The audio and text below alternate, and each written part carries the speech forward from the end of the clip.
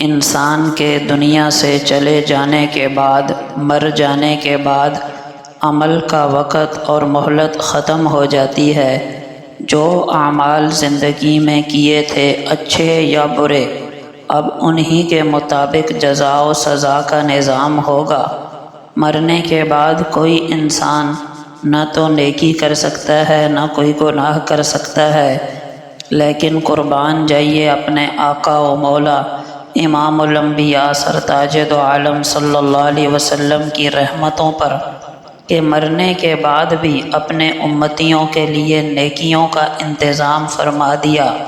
وہ اس طرح کہ پچھلے زندہ لوگ اگر کوئی نیکی، کوئی صدقہ کر کے اس کا ثواب مرے ہوئے میت کو پہنچائیں تو وہ ثواب اس آدمی کو پہنچے گا۔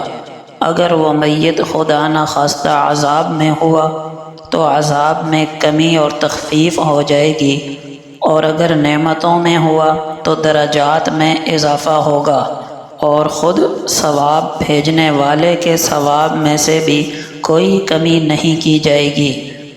ایک شخص نے آ کر نبی اکرم صلی اللہ علیہ وسلم کی خدمت میں عرض کیا، یا رسول اللہ، میری والدہ کا اچانک انتقال ہو گیا، جس کی وجہ سے کوئی وصیت نہ کر سکی۔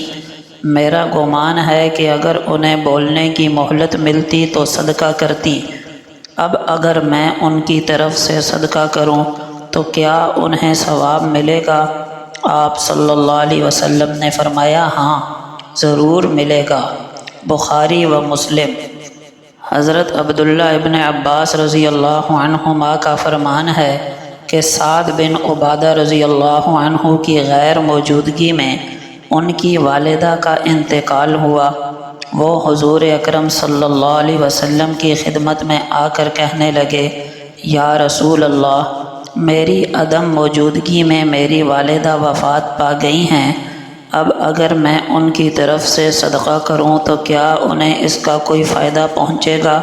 آپ صلی اللہ علیہ وسلم نے فرمایا، ہاں۔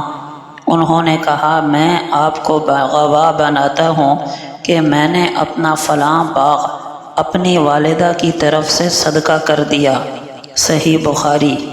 ابو ہریرہ رضی اللہ عنہ کی روایت ہے کہ ایک آدمی نے آپ صلی اللہ علیہ وسلم سے عرض کیا کہ میرے والد انتقال کر گئے ہیں اور اپنے پیچھے مال چھوڑ گئے ہیں، اور وہ کوئی وصیت نہ کر سکے۔ اگر میں ان کی طرف سے صدقہ کروں تو کیا ان کے لیے کافی ہوگا؟ آپ صلی اللہ علیہ وسلم نے فرمایا، ہاں ضرور کافی ہوگا۔ صحیح مسلم۔